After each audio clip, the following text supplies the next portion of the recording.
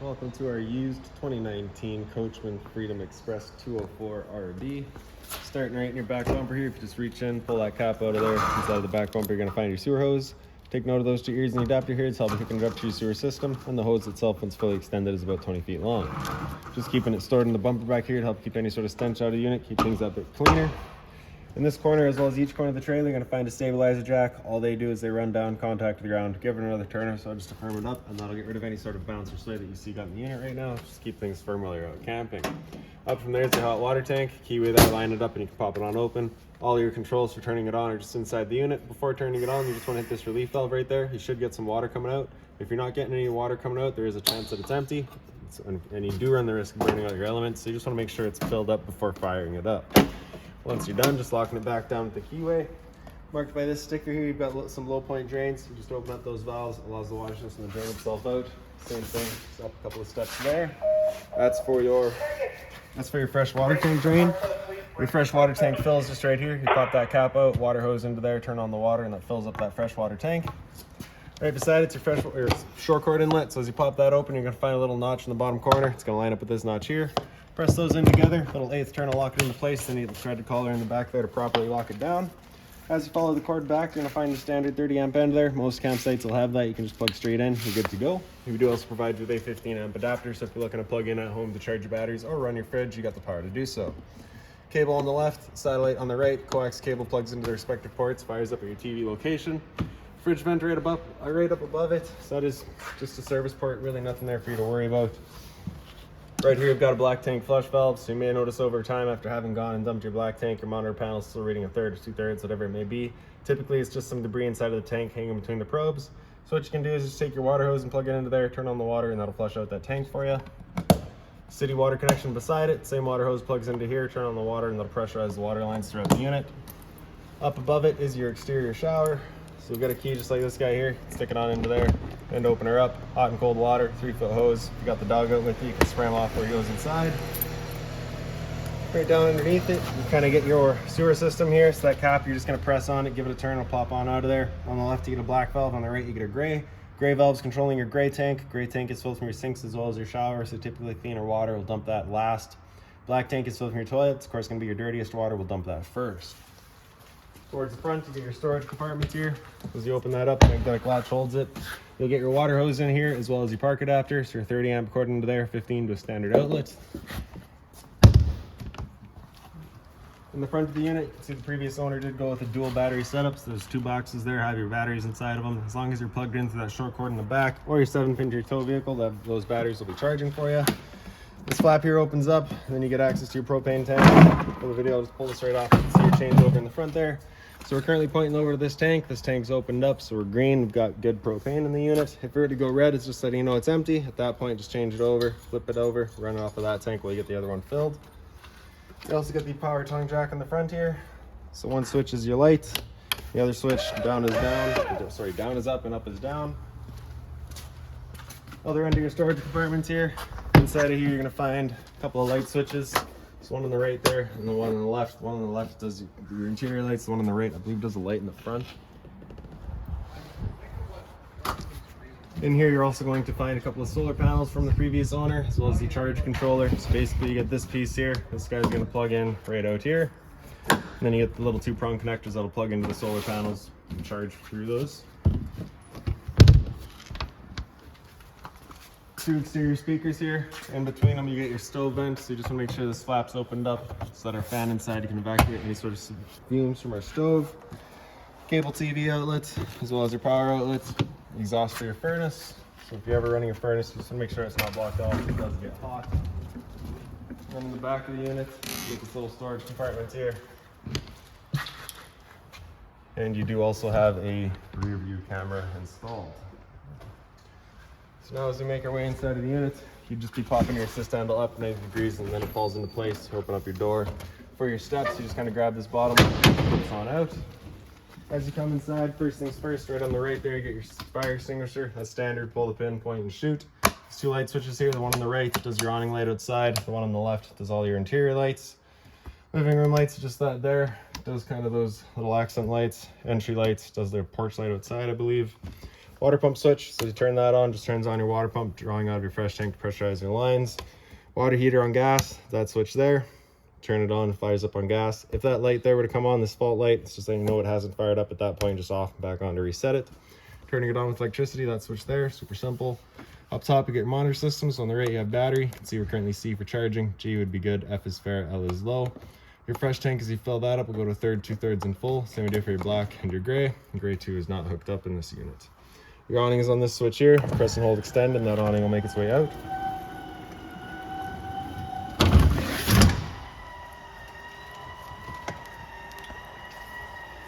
Once that awning's fully extended, we're going to see a white flap come down, as well as the gray metal tube. So there's the tube. The flap's just a little sticky.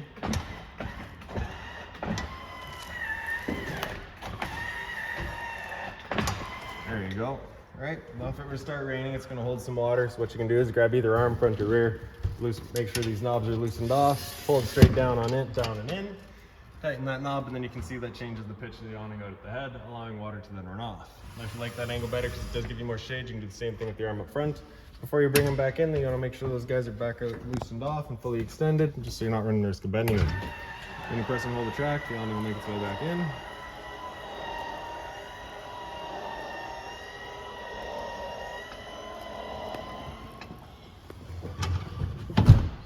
There we go. In the back here, you have a little closet space or pantry space, whatever you want to use it for. Storage across the top here. This light here is just on its own switch. Blinds start at the unit, just kind of sit where you leave them. Alright.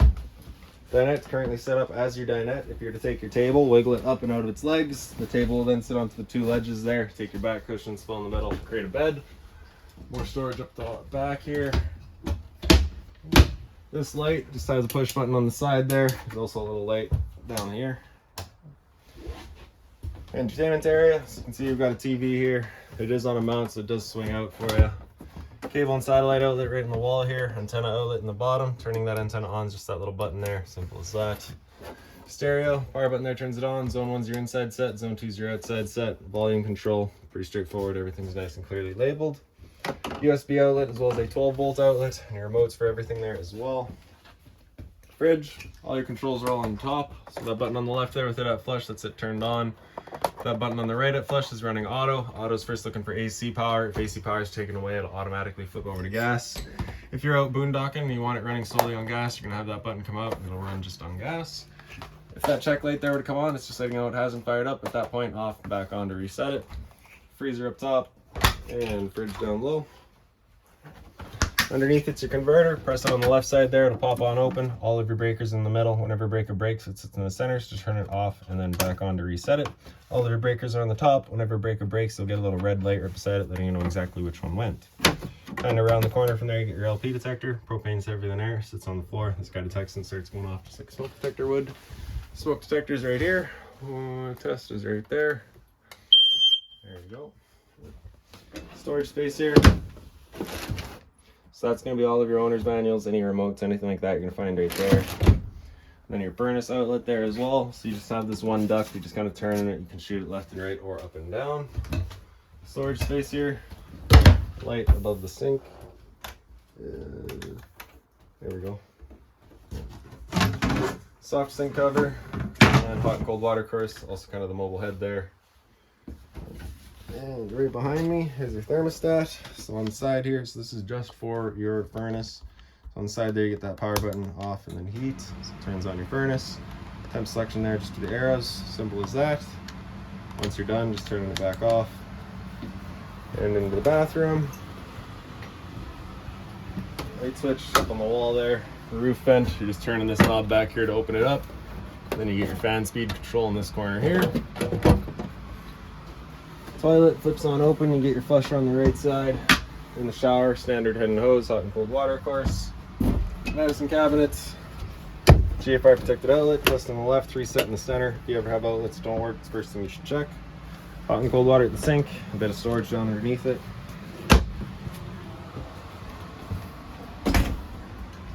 Microwave here, pretty standard, just like home. Range vent underneath it, so you get a light as well as that fan. This is that fan that you want turned on with that flap outside opened up. stove, just bifold cover goes on back, turn that knob over the light, and just as we clear all the air to the propane lines, which can take a minute.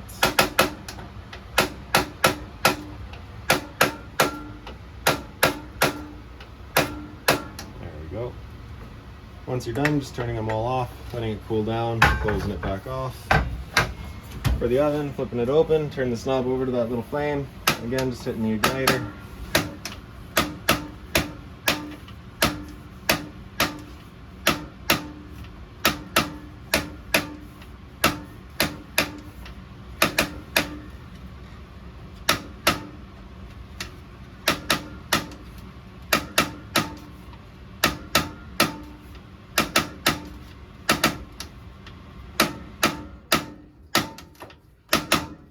There we go. Once you have it going, just hold the knob for another couple of seconds, then you can release and the flame will hold itself. Turn up to your desired temperature and it fires right up.